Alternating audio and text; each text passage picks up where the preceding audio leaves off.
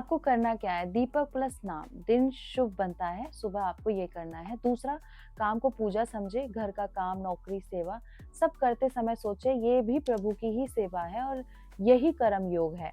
हर काम में प्रभु को याद करना, परिवार को भक्ति में जोड़े, साथ में आरती, भजन, मंदिर जाना, अकेले नहीं साथ चले सबकी सब।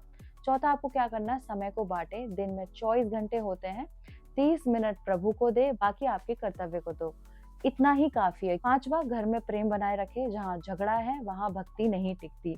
प्रेम सबसे बड़ी साधना है, जहाँ प्रेम है वहां भक्ति और फलती। संतुलन सही होने के लक्षण क्या है, जब संतुलन बन जाता है तो घर में शांति आती है, मन हल्का होता है, काम में मन लगता है, भक्ति में आनंद आता है और तनाव कम हो जाता है अपने आप। तो आलस्य, निराशा दूर होती है जब छोटा नियम हो, धैर्य हो, संगति अच्छी हो, फिर आपके जीवन में गृहस्थ प्लस भक्ति संतुलन होता है। जब सुबह भगवान, दिन में कर्म, शाम को स्मरण और घर में प्रेम।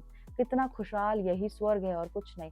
तो याद रखें, जो रोज थोड़ा चलता है वही थककर भी रुकता नहीं है, और जो घर में रहकर भगवान को याद करता है वही सच्चा भक्त होता है। भगवान के संकेत कैसे पहचाने? संकेत चमत्कार दिखाकर नहीं, बुद्धि और परिस्थिति के माध्यम से देते हैं। यही बात भगवत गीता में कर्म और विवेक के रूप में समझाई गई है। भगवान के संकेत आने के सामान्य तरीके क्या हैं? पहला है अंदर की स्पष्ट आवाज, विवेक, अचानक मन कहे ये सही नहीं, ये रास्ता ठीक है, ये अंतर गुरु की आवाज होती। दूसरा, बार बार एक ही बात सामने आना, एक ही संदेश किसी के शब्दों में, किताब में, वीडियो में, विचार में बार बार आए, ये संकेत हो सकता है। तीसरा, रास्ता अपने आप खुल जाना, आप कोशिश करें और मदद मिल जाए, अड़चने हट जाएं, सही लोग मिल जाएं, ये कृपा का संकेत है। चौथा है मन की शांति से मिला निर्णय, जो फैसला लेकर मन शांत हो जाए वही अक्सर सही होता है। अब आपको झूठे संकेतों से सावधान रहना है, जो आपको इन्हें संकेत न समझे। डर पैदा करने वाली सोच, अहंकार बढ़ाने वाले विचार, मैं खास हूँ वाली भावना, दूसरों को नीचा दिखाने की सोच, ये मन का भ्रम है, इससे बचे। सही संकेत की पहचान, अगर किसी संकेत से विनम्रता बढ़ रही है, शांति बढ़ रही है, प्रेम बढ़ रहा है, अहंकार घट रहा है, तो वह भगवान की ओर से है, और बाकी कुछ हो रहा है तो वो आपकी ओर से है, नहीं तो मन की ये चाल है या आपकी प्रॉब्लम है। डर खत्म होता है जब नाम स्मरण हो, भरोसा हो, संगति सही हो, प्रार्थना सच्ची हो। संकेत पहचान में आते हैं जब विवेक जागता है, मन शांत होता है, रास्ता सरल होता है और अहंकार नहीं बढ़ता। याद रखें, जहाँ भक्ति सच्ची होती है वहाँ डर टिक नहीं पाता, और जहाँ मन शुद्ध होता है वहाँ भगवान खुद रास्ता दिखाते हैं। अब जानते हैं प्रार्थना कब और कैसे सबसे अधिक फल देती है। साधना में आने वाले चमत्कार सच होते हैं या भ्रम? प्रार्थना कब और कैसे अधिक फल देती है? प्रार्थना फल शब्दों में नहीं, भाव में मिलता है। जब दिल सच्चा होता है तब भगवान जरूर सुनते हैं। भगवत गीता में कहा गया, सच्चे भाव से की गई भक्ति कभी व्यर्थ नहीं जाती। प्रार्थना सबसे अधिक कब फल देती है, ये जानते हैं। पहले जानते हैं, जब मन टूट चुका हो, जब आप कहे अब मेरे बस में कुछ नहीं प्रभु, आप ही संभालो, मेरा यहाँ कोई नहीं। यही सबसे शक्तिशाली प्रार्थना होती है जब आप टूटते हो। जब अहंकार न हो, मैं बहुत बड़ा भक्त हूँ, ये भाव हट जाए, विनम्रता आए, तभी कृपा आती है। जब तक अहंकार शेष है तो आपके ऊपर कृपा नहीं आएगी, चाहे आप कोई भी हो। जब स्वार्थ कम हो, सिर्फ अपने लिए नहीं दूसरों के लिए भी मांगे, ऐसी प्रार्थना जल्दी फल देती है। चौथा क्या होगा? जब नियमित हो, कभी कभी रोने से नहीं रोज याद करने से संबंध बनता है। थोड़ी थोड़ी रोज की भक्ति सबसे असरदार होती है। सही प्रार्थना करने का तरीका क्या है? तरीका है, शांत होकर बैठे, आंख बंद करे, दिल से बात करे, रटी रटाई नहीं, सच्ची भाषा में बोले, जो आप हो, जैसे हो वैसे विचार रखें। हे प्रभु, मुझे ये सही रास्ता दिखाओ, बस यही चाहिए। बस इतना काफी है, क्योंकि भगवान से आप जिस भाव से बात करते हो उसी भाव से उनसे बात करो। दिखावा नहीं, किसी की रटी हुई बातें नहीं। प्रार्थना फलने के संकेत क्या है? जब प्रार्थना स्वीकार होती है तो मन हल्का लगता है, शांति मिलती है, रास्ते खुलते हैं, सही लोग मिलते हैं और धैर्य बढ़ता है। कभी तुरंत, कभी धीरे, पर कभी व्यर्थ नहीं जाती, ये पक्की बात। साधना में आने वाले चमत्कार सच होते हैं या भ्रम? साधना में कई लोग को अजीब अनुभव होते हैं, कुछ सच होते हैं, कुछ मन के भ्रम। इन्हें समझना बहुत जरूरी है, इनको बारे में मैं आपको बताती हूँ। साधना में आने वाले जो सामान्य अनुभव होते हैं वो क्या क्या है? कभी कभी होता है कि रोशनी दिखना, शरीर हल्का लगना, कंपन होना, गहरी शांति होना, खुशी के आंसू निकलना, ये सब अंतरात्मा के जागने के संकेत होते हैं। लेकिन हमेशा ये भ्रम होता है जब अहंकार बढ़ जाए, लगे मैं खास हूँ, दूसरों को छोटा समझे, दिखावा लगने लगे, सिर्फ अनुभव के पीछे भागे, तब समझो ये मन की कल्पना है। सच्चा चमत्कार कभी घमंड नहीं लाता, सच्चा चमत्कार हमेशा आपके अहंकार को गिराता है। असली आध्यात्मिक चमत्कार क्या है? असली चमत्कार ये नहीं कि रोशनी दिखे, सपना आए, कुछ आवाज सुनाई दे। असली चमत्कार ये है कि गुस्सा कम हो जाए, डर खत्म हो जाए, बुराई छूट जाए, मन शांत हो जाए और प्रेम बढ़ जाए। यही सबसे बड़ा चमत्कार है। और जब ऐसा आपके साथ होने लगे और उसके साथ भी कुछ अनुभव होने लगे तो समझो सही है। सही और गलत अनुभव की पहचान, अगर अनुभव से विनम्रता बढ़ रही है, भक्ति बढ़ रही है, शांति बढ़ रही है, सेवा भाव आए तो सही है। और आपके पूर्ण रूप से आचरण सुधर रहे हैं तो आप सही हैं। घमंड आ रहा है, डर बढ़ रहा है, भ्रम बढ़ रहा है, लालच आ रहा है तो सावधान रहो कि आप सही नहीं चल रहे हो। प्रार्थना फल देती है जब दिल सच्चा हो, अहंकार न हो, धैर्य हो, नियमितता हो। चमत्कार सच होते हैं जब वे आपको अच्छा इंसान बनाए, मन को शांत करे और भक्ति को बढ़ाए, वरना वे भ्रम है। याद रखो, भगवान से मांगो नहीं, खुद को सौंप दो।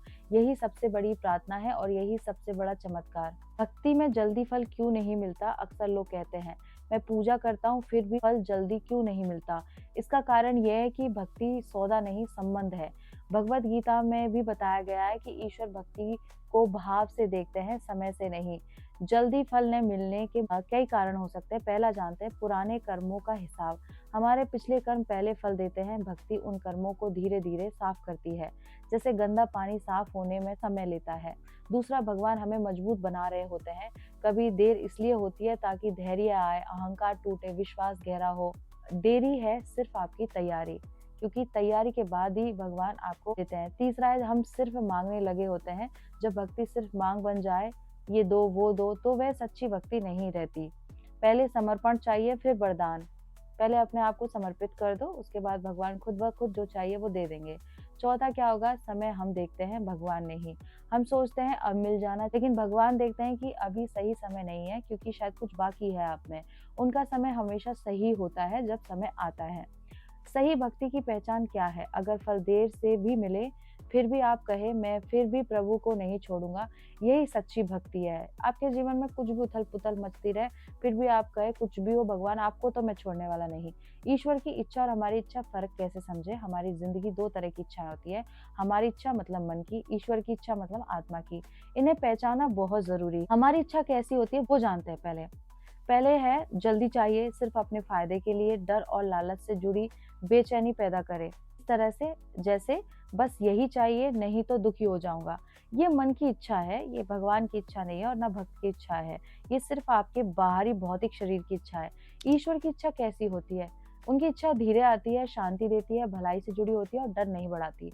जैसे अंदर से आवाज आए सब ठीक होगा, धैर्य रखो। ये ईश्वर की इच्छा है, क्योंकि शांति में ही आपके जीवन में सब अच्छा होता है। फर्क पहचानने का तरीका क्या है? जब कोई फैसला ले खुद से पूछे, अगर उससे मन शांत हो, ये ईश्वर की इच्छा है। घबराहट बढ़े तो मन की इच्छा है। विनम्रता आए तो ईश्वर की इच्छा है। अहंकार आए तो मन की इच्छा है। सबका भला हो, ईश्वर की इच्छा है। सिर्फ मेरा फायदा हो, ये मन की इच्छा है। और भगवान के भक्त हमेशा सबका कल्याण ही चाहते हैं। एक आसान तरीके से या एग्जाम्पल से बताती हूँ। आप चाहते हैं कि काम अभी मिल जाए, नहीं मिलता। आप दुखी होते हो, कुछ समय बाद उससे बेहतर काम मिलता है, तब समझ आता है कि जो हुआ अच्छा हुआ। यही ईश्वर की इच्छा है, क्योंकि भगवान से क्या ही इच्छा मांग लेंगे, क्या ही मांग लेंगे, हमारी छोटी सी सोच है। उन्होंने बहुत अच्छा सोचा होता है। भक्ति से देर इसलिए होती है क्योंकि कर्म साफ हो रहे होते हैं, हम तैयार हो रहे होते हैं, सही समय आ रहा होता है। ईश्वर की इच्छा पहचाने ऐसे जहाँ शांति हो, जहाँ प्रेम हो, जहाँ धैर्य हो, जहाँ अहंकार न हो। जो जल्दी जल्दी जल्दी जल्दी हर चीज में करता है वो अपना भी नाश करता है और सामने वाला का भी। हम जो चाहते हैं वह हमें खुशी देता है, लेकिन भगवान जो देते हैं वह हमें सही इंसान बनाता है, और सही इंसान बनाने के बाद ही वो चीज देता है। भगवान हमारी प्रार्थना को ना क्यों कहते हैं? अक्सर हम मन से प्रार्थना करते हैं फिर भी वह पूरी नहीं होती, तब लगता है भगवान ने मेरी नहीं सुनी। लेकिन सच है कि भगवान कभी अनसुना नहीं करते, कभी कभी ना कहते हैं। भगवत गीता में भी बताया गया है कि ईश्वर हमें वही देते हैं जो हमारे लिए कल्याणकारी होता है। भगवान ना क्यों कहते हैं, जानते हैं इस बारे में। पहला है, जो हम मांग रहे हैं वह हमारे लिए हानिकारक हो सकता है। हम भविष्य नहीं देखते, भगवान देखते हैं। जैसे बच्चा चाकू मांगे, माँ मना कर देती और वो रोने लगता है। अब माँ इसीलिए नहीं देती कि उसको चोट होगी। हम अभी तैयार होते हैं, कभी इच्छा सही होती है लेकिन समय गलत होता है। ना का मतलब होता है अभी नहीं, मिलेगी चीज़ पर अभी नहीं, और जो सही होगी वही मिलेगी। भगवान कुछ बेहतर देना चाहते हैं, हम छोटा सोचते हैं, भगवान बड़ा देते हैं। कई बार कि ना इसलिए होती है क्योंकि उससे अच्छे आने वाला होता है। चौथा, अहंकार तोड़ने के लिए। अगर सब कुछ तुरंत तो मिलने लगे तो घमंड आ जाएगा। ना जब आपको मिलती है तो वो आपको अंदर विनम्रता बढ़ाती है। सही भक्त की पहचान जो ना सुनकर भी कहे, फिर भी मैं आपसे प्रेम करता हूँ प्रभु, वही सच्चा भक्त। कहे कि अब भी मैं छोड़ने वाला नहीं हूँ आपको, वो सच्चा भक्त है। कष्ट को आध्यात्मिक दृष्टि से कैसे समझे? जब जीवन में दुख आता है तो हम सोचते हैं भगवान मुझे क्यों सजा दे रहे हैं, पर आध्यात्मिक दृष्टि से कष्ट सजा नहीं, साधना है। कष्ट आने के मुख्य कारण होते हैं, ये कारण भी जानते हैं। पहला है पुराने कर्मों की सफाई हो रही होती है। पिछले जन्म जीवन के कर्म अब फल देते हैं। कष्ट कर्मों की कटौती होती है। दूसरा है आत्मा को मजबूत बनाने के लिए। बिना दुख के कोई भी अंदर से मजबूत नहीं बनता, इसलिए दुख आपको अंदर से मजबूत और आपको दुनिया में जीने का तरीका सिखाते हैं। कष्ट आपकी आत्मा की ट्रेनिंग होती है। तीसरा, गलत रास्ते से बचाने के लिए। कई बार दुख हमें गलत दिशा से मोड़ देता है, जो टूटा वही बचा। चौथा है भगवान की ओर खींचने के लिए। दुख में ही इंसान सबसे ज्यादा भगवान को याद करता है।